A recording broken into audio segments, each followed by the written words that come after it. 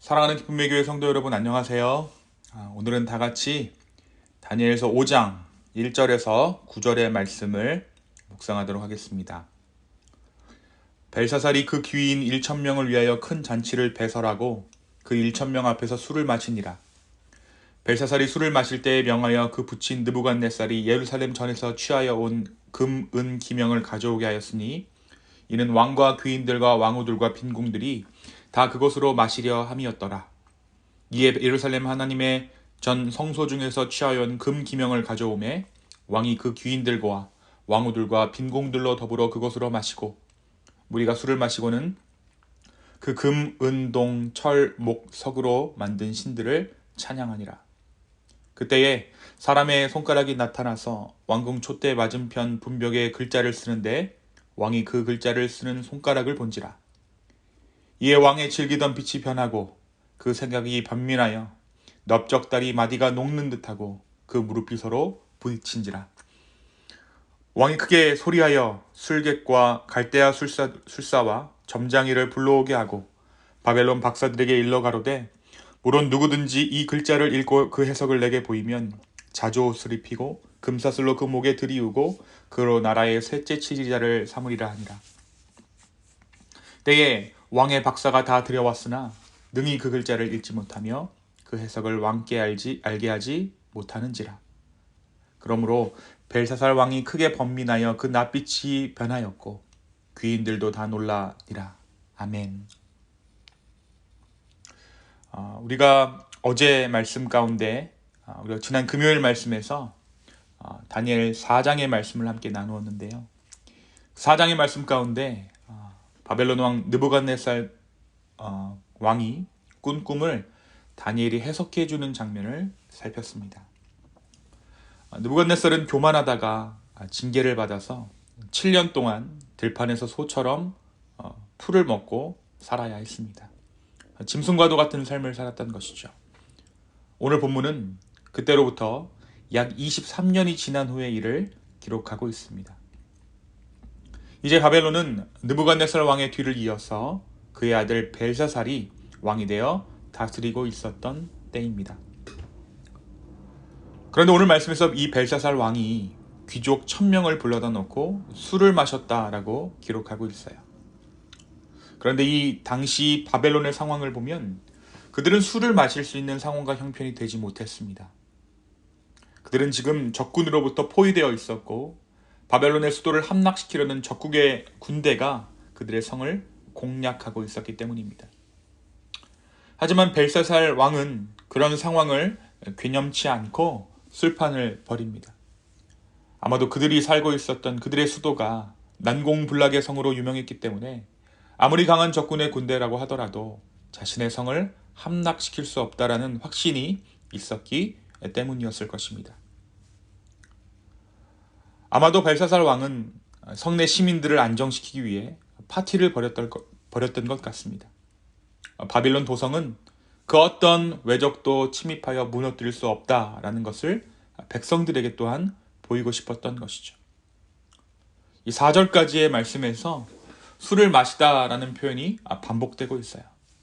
이것은 그들이 취해 있었다, 취해 있는 상태임을 말해주고 있습니다. 그들은 취해 있었고 술 취한 그들에게 있어서 하나님은 안중에 있지 않았습니다. 그런데 여기서 벨사살 왕이 이상한 행동을 하나 하게 됩니다. 그 행동이란 이스라엘로부터 전리품으로 획득해온 느부갓네살 왕이 이스라엘로부터 전리품으로 획득해온 성전 기물로 술을 받아 마셨다라고 기록되어져 있는 부분입니다. 취기가 잔뜩 오른 벨사살 왕은 예루살렘 성전에서 가지고 온 금, 은 그릇들을 가지고 오라고 해서 그 그릇에 자신은 물론 귀족들, 왕후들, 후궁들이 술을 부어 마시게 합니다. 그리고 술 취한 그들은 우상을 향해 절하고 우상을 향해 예배하기 시작합니다. 그런데 바로 그때 술을 마시며 우상을 숭배하고 있던 이 벨사살 왕과 그 일행들을 공포에 떨게 할 만한 일이 벌어집니다. 한 손가락이 나타나서 왕궁 촛대 맞은편 분벽에 글자를 쓰기 시작한 것입니다. 말씀은 이 광경을 바라보고 있던 벨사살 왕이 온몸을 떨 정도로 두려움에 사로잡혔다라고 기록하고 있어요. 결국 이 벨사살 왕은 이 손가락이 쓴 글자가 무엇을 의미하는지 해석할 만한 사람을 찾습니다. 그의 아버지 느부갓네살 왕이 자신의 꿈을 해석할 만한 사람들을 바벨론 전역에서 찾았듯이 그의 아들 또한 이 일을 두고 해석할 만한 사람을 찾기 시작했던 것입니다. 하지만 아무도 그 글귀를 해석할 사람은 나타나지 않았습니다. 벨사살 왕은 이 일을 두고 두려워하여 번민하기 시작합니다. 주변 사람들도 이 벨사살 왕의 안색이 변해가는 것을 알아챌 정도로 왕은 이 일로 심히 두려워했고 마음에 병이 들어가고 있었다라고 말씀은 기록하고 있습니다. 이것이 저와 여러분이 오늘 읽으신 다니엘서 5장 9절까지의 내용입니다. 사랑하는 성도 여러분, 오늘 말씀은 느부갓네살 왕의 아들 벨사살에 대한 이야기입니다. 오늘 말씀은 우리에게 무엇을 말합니까? 이 벨사살 왕은 자신의 선친 느부갓네살 왕이 하나님께서 허락하신 권세를 받았음에도 불구하고 하나님을 제대로 인정하지 않으므로 7년간이나 짐승처럼 살았던 것을 잊었습니다. 만약에 하나님을 그가 잊지 않았더라면 그것이 아니라면 그는 자신의 아버지 느부갓네살 왕을 짐승처럼 살게 했던 하나님을 향한 원망이 있었거나 아버지 느부갓네살 왕은 하나님께서 그렇게 하셨을지라도 자기는 그렇게 되지 않으리라는 확신이 있었던 것 같습니다. 결국 그는 자신의 아버지가 겪었던 비참한 경험을 잊은 채 하나님께서 허락하셨던 그 모든 일들을 통한 하나님의 하나님 되심을 잊은 채 하나님 앞에서 범해서는 안 될 죄악을 범하고 말았습니다. 우리가 이 4장까지의 말씀을 보았을 때 어떻게 보면 느부갓네살 왕은 하나님 앞에 은혜를 입은 자였어요. 이 느부갓네살 왕이 하나님을 찬양하고 예배했다라고 4장의 말씀 말미에 기록하고 있습니다. 이 말은 이 바벨론 또한 하나님의 통치 가운데로 들어갈 만한 기회가 있었다라는 것이죠. 하나님의 말씀에 순종하여 하나님께 지혜를 구했더라면 그들은 하나님의 은혜를 경험할 수도 있었을 것입니다. 하지만 그들은 그 길을 저버립니다. 그리고 후에 나누겠지만 영원할 것 같았던 그들의 권세는 100년이 못 가 사라져버립니다. 사랑하는 성도 여러분, 우리는 오늘 이 말씀을 통해 우리의 삶을 통해 보여지는 하나님을 경외하는 그 모습이 다름 아닌 우리 자녀들에게 흘러가고 있음을 인정하게 됩니다. 그리고 우리 자녀들에게, 우리 아이들에게 인생에 있어서 가장 중요한 것은 다름 아닌 이 하나님을 범사에 인정하고 그분을 예배하는 삶을 사는 것임을 우리는 전해야 할 것입니다. 우리 아이들에게 우리는 무엇을 물려주고자 합니까? 우리의 삶을 통해 하나님 아버지의 살아계심과 주 예수 그리스도의 복음이 우리의 자녀들에게 전해지기를 예수님의 이름으로 축원합니다. 또한 오늘 말씀 우리에게 이 경건한 삶의 중요성을 말해주고 있어요. 술 취한 벨사살은 해서는 안 될 행동, 금도를 넘어버립니다. 숱한 전리품 중 예루살렘 성전 기물을 가져다가 그곳에 술을 받아 마시고 부어라 마셔라 하고 결국 그 행동은 우상을 숭배하게 되는 우상 숭배의 현장으로 이어지게 됩니다. 그리고 그러한 벨사살의 행동을 하나님의 손가락이 경고하기에 이릅니다.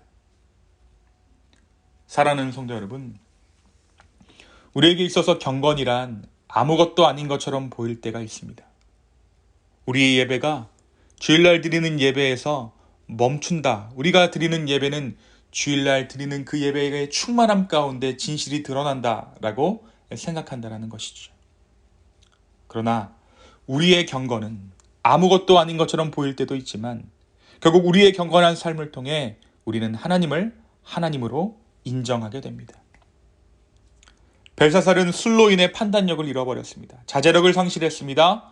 결국 넘어서는 안 될 선을 넘어버립니다. 어떻게 보면 그들이 마셨던 술이 모양뿐인 경건을 가지고 있던 벨사살과 바벨론의 본 모습을 드러냈다라고도 할 수 있을 것입니다. 사랑하는 기쁨의 교회 성도 여러분, 우리는 경건을 위해 경건한 삶을 살아가는 것이 아니라 하나님을 인정하고 주님을 사랑하기에 경건한 삶을 기꺼이 살아가는 자들입니다. 오늘 우리의 삶 가운데 주님을 인정하기에 내 마음과 내 행실을 주 앞에서 정돈하게 되기를 원합니다. 내 입을 점검하고 내 이웃을 또한 사랑하기를 마다하지 않고 내 삶을 추스리는 그 가운데 하나님께서는 영광 받으십니다. 범사의 주를 인정하며 주님께 반응하는 삶을 살아가는 오늘 하루 되기를 예수님의 이름으로 축원합니다. 이 시간 함께 기도하겠습니다. 주님, 오늘 또한 우리에게 새날 주심에 감사합니다. 주님, 우리가 이 하루를 주님을 향한 예배로, 주님을 향한 그 경외함으로 이 하루를 채워나가기를 원합니다. 주여, 다시 한번 우리의 마음 가운데 하나님의 성령을 허락하셔서 주를 예배하는 인생들 될 수 있도록 주여 우리의 삶의 모양을 붙잡아 주십시오. 정말 우리가 경건함을 통하여서 경건한 삶을 통하여 주님께 정말 기쁨이 되고 주님께 영광 돌려드릴 수 있도록 주여 우리의 삶과 우리의 마음을 만져 주시옵소서. 감사합니다. 이 모든 말씀 살아계셔서 역사하시는 예수님의 이름으로 기도하였습니다. 아멘.